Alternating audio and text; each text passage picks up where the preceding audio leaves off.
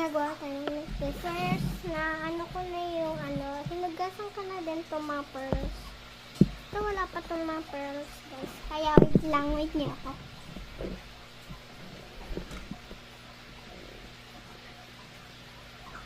Hi, back! Ito.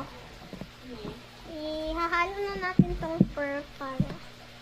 Ilang gusto nyo, mga okay? Comment nyo na lang dyan. Ayan na, lalagay ko na ito, guys. Mante, lagay-lagay lang.